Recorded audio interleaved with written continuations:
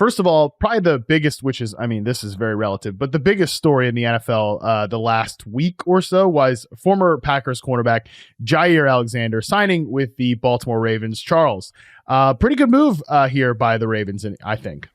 Yeah, I was surprised that the money was as low as it was on this deal, because I know Jaire's been banged up a lot recently. I think he's missed, he's only played in 7 games, I think, each of the past 2 years. Or maybe it's 2 of the last 3. So I kind of understand like why they felt like they wanted to move on, couldn't get anything in a trade, and then ended up cutting him. So I guess I'm not surprised that Baltimore's the team that did this, because they always do stuff like this. But what was it? 1 year, $4 million guaranteed for 6 total. Jaire is only 28 years old, so this is someone who theoretically, I think when he's healthy, he still plays good ball. It's just the injury stuff. So I thought he was going to get, maybe like a little 2-year, something much higher than that. So he's on a real 1-year prove-it deal. And if he's healthy and can give him, let's say, 12 games, like that's probably the best secondary in football. Yeah, I mean, look, I think 2 things are appealing about the Ravens here. One, him and Lamar Jackson are boys. I think that was a big reason why he wanted to make this move here. I think Lamar was very vocal about, like, let's go and get him. Was super excited to get him there. I think that's part of it. Also, this is a chance to win a Super Bowl. I think that obviously, and look, if he has a great year with, as you say, one of the best secondaries in the league, he can just walk right into free agency next year, probably at a higher value than he certainly is right now. I think he's still a pretty good player. And last year, obviously been doing a bunch of charting right now, like watching that Ravens defense, you forget because of how they ended the season on defense, just what a mess they were early on in the year. Obviously, like, moving Kyle Hamilton to safety was a big deal. Like Marlon Humphrey settling in at the slot was big, but like, I don't think their perimeter coverage was all that bad. They were just like had no sense of like how to play at the catch point. But if Nate Wiggins develops and then Alexander's healthy, like, yeah, this is a really good group. Yeah. I think if you're feeling optimistic about this move, I think what Nate Wiggins did over like the back half of the season probably has you pretty excited, because that's where you just saw like all the athleticism and all the potential. And while he kind of started to figure out his issues at the catch point, Brandon Stevens spent the entire year just getting absolutely dunked on.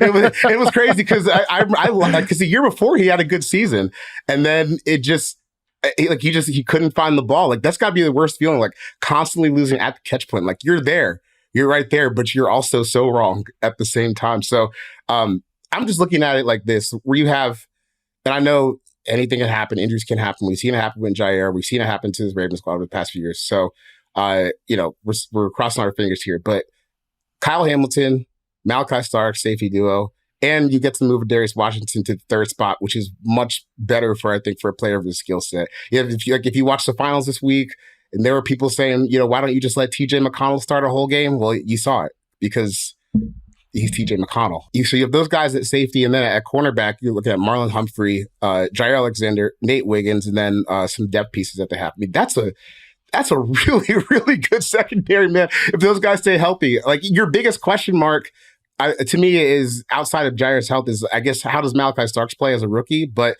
that's a really good landing spot to be in with those vets and that coach and stuff.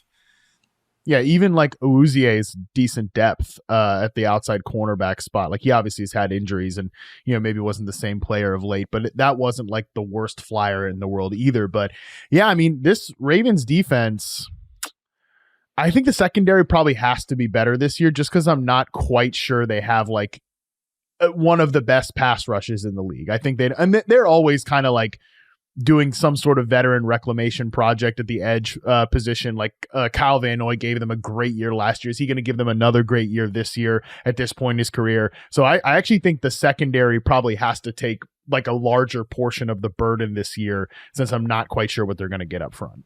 Yeah, and I think that's a good point, because it's not just some of the pass rush stuff. Like, their run defense kind of gave them, it's crazy, because their run defense was so good last year. Like, it gave them a chance while the pass defense was terrible. Like, they were one of the best teams on 3rd and 4th and short against the run.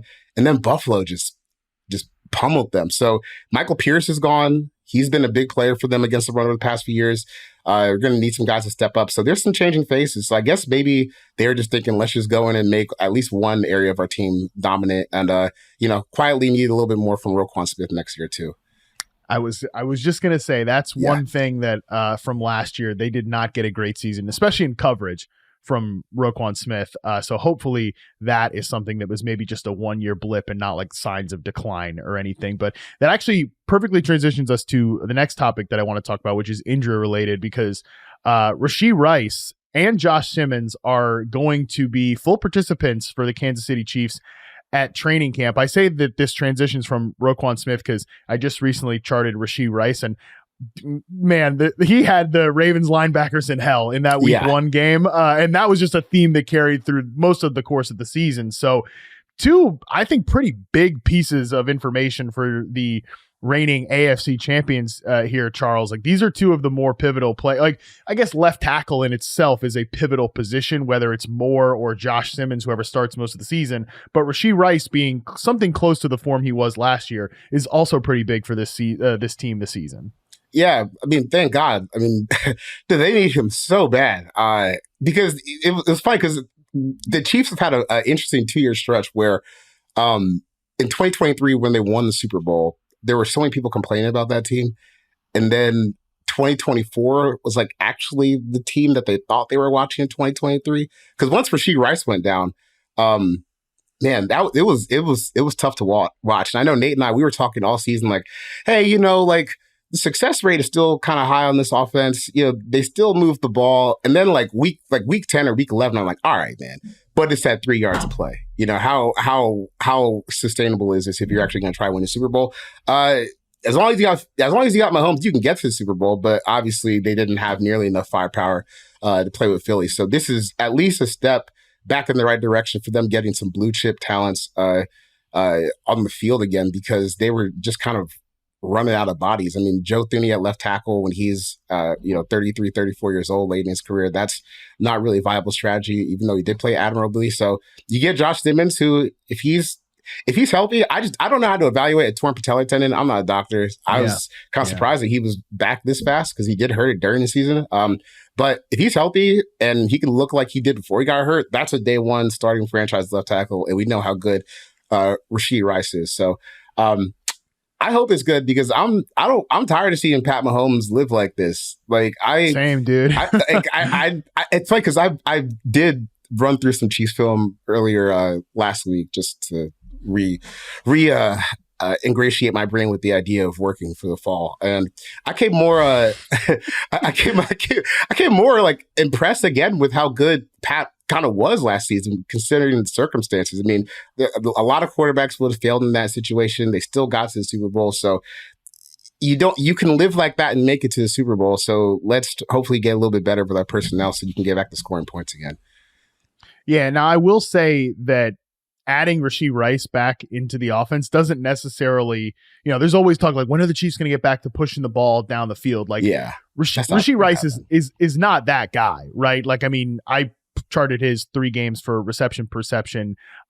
Over like 50% of his routes are screen, slant, dig. I think it's almost like 60% actually. So, I mean, he is for the most part going to be working over the middle of the field, screens underneath, quick, like flat routes, things of that nature. But they also that was a missing dimension once he went out.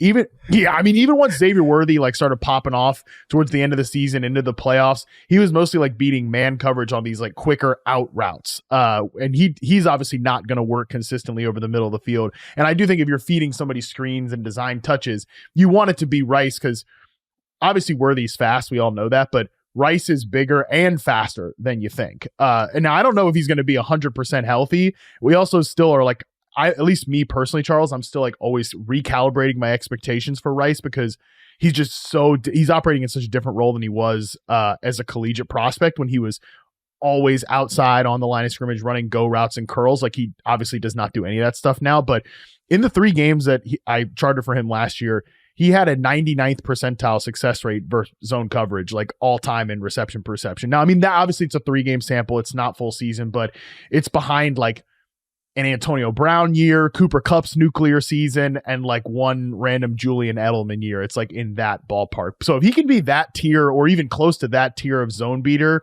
for a full season, that's obviously crucial for the Kansas City Chiefs. It's just how much of his full form are we going to see? Really, to me, the Simmons news is almost more important just because that was the bigger problem by the end of the year.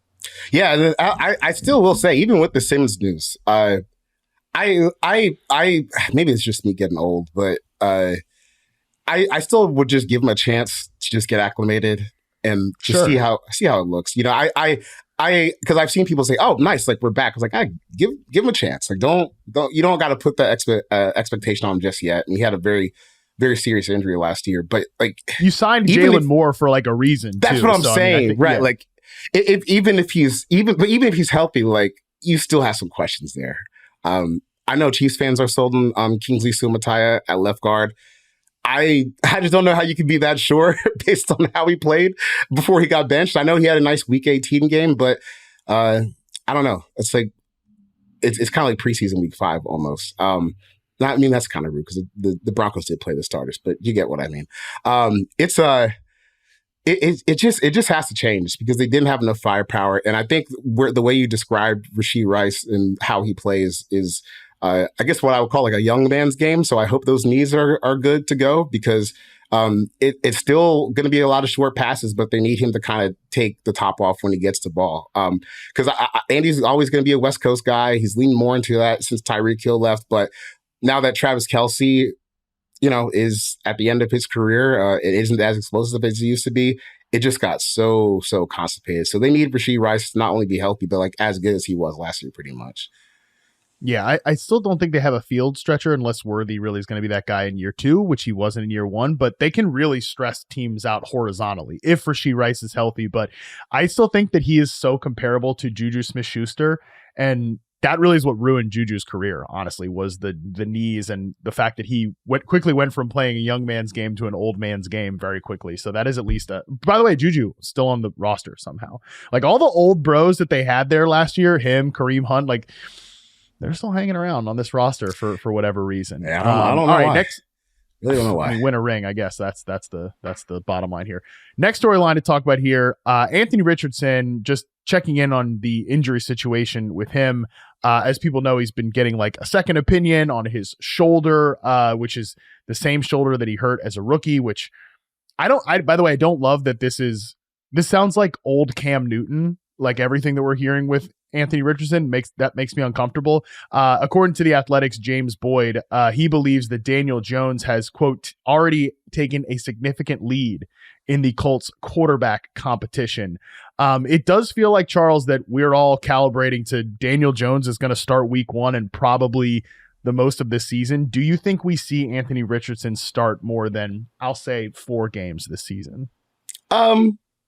Yeah, because I've seen Daniel Jones play football before. It's like I've also seen Anthony Richardson play football, though. Right. So this is, I recorded that show, Bomani, last week. We're talking about the Browns quarterback room, and he's like, this is one of those rooms where maybe everyone plays, and that could be the case for Indianapolis too. I mean,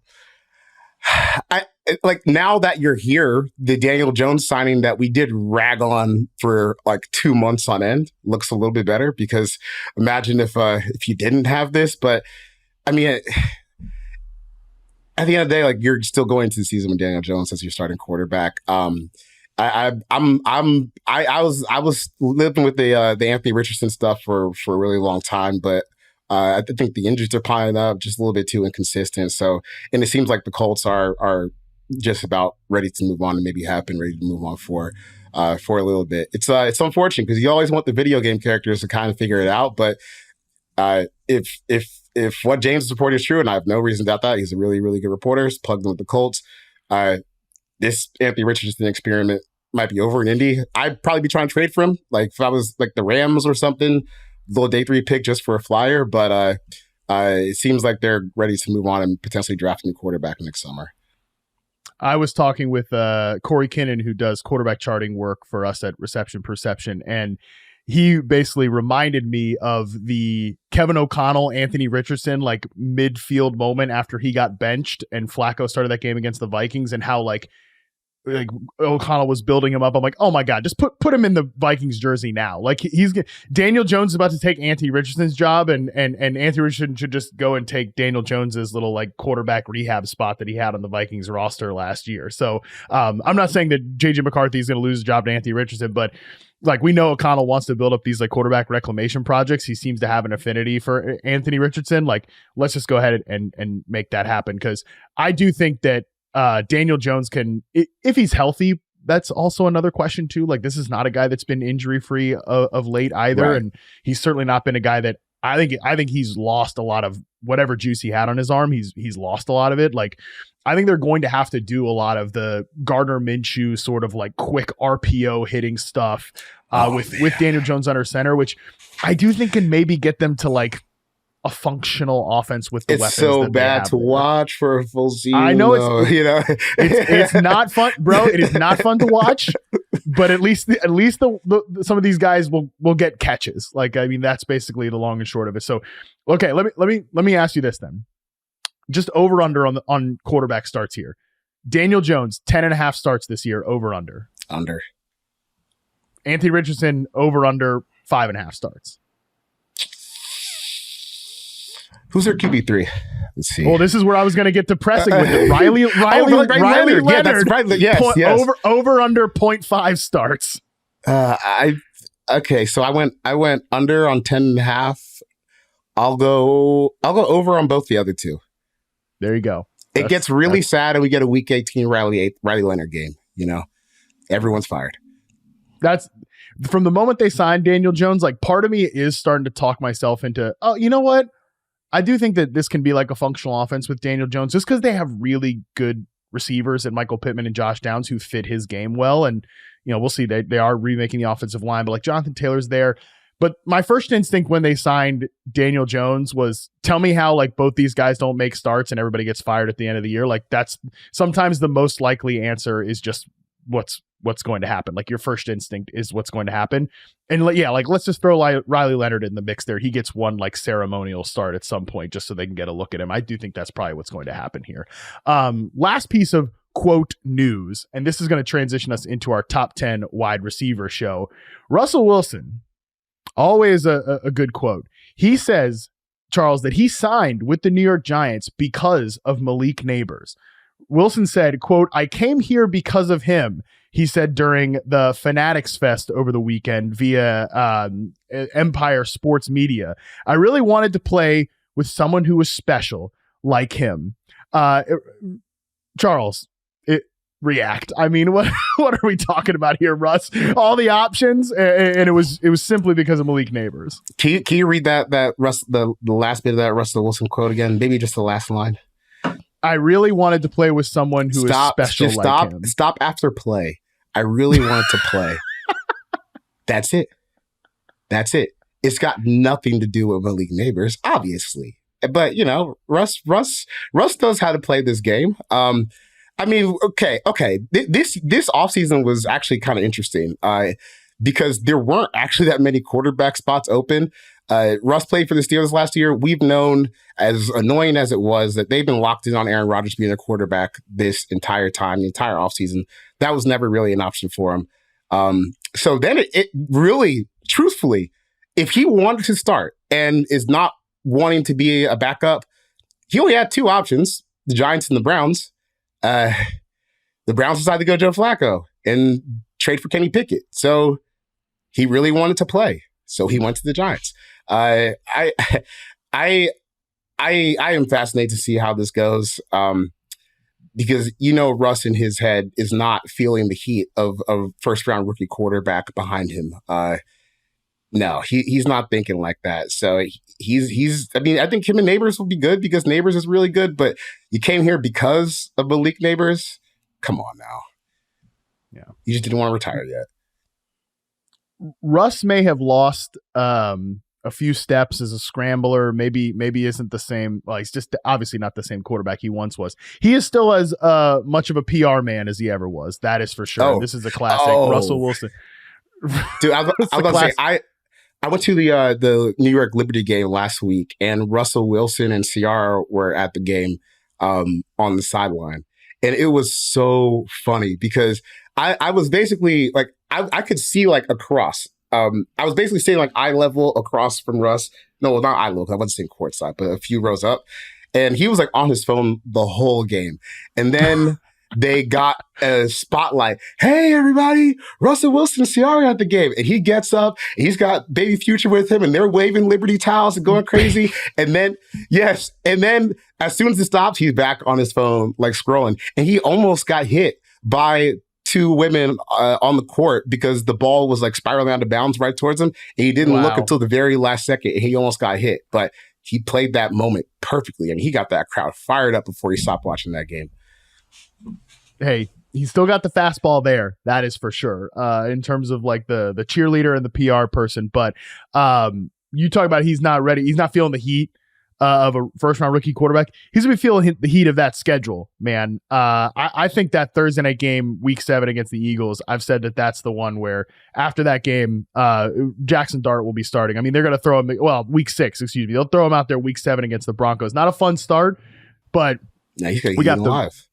He's gonna get eaten alive, but it is what it is. Commanders, Cowboys, Chiefs, Chargers, Saints, Eagles. That's the first 6 games. So I don't think Russ makes it out of that stretch. I do think. I think that hopefully he enjoys his 6 weeks with Malik Nabers, the reason that he signed with the New York Giants, because I think that's about all we're going to get out of Russell Wilson starting quarterback New York Giants. Oh man! Well, I real quick before we get out, I've been kind of laughing at people say, "Well, what's the easiest start for Jackson Dart to come in?" What? There is no easiest start. He played for the Giants. Week 1, the 2026 season. I don't know who's their week 1 opponent next year. Yeah, okay, it's funny because you said the Broncos. Who they play the week after that at Philly? You know, and the Eagles again. Yeah. And then the Niners, and then at Chicago. Like that's a tough little stretch. Good luck, Jackson. I just start him now and get it over with. What are we waiting for? Everyone's getting fired anyway. Just start him now. I'm pretty much with you on that one. Well, we're going to talk more about Malik Nabers in this show because one of us has him as a top 10 wide receiver. After the break, Nate is going to join us, and we're going to rank our top 10 wide receivers heading into the 2025 season right after this.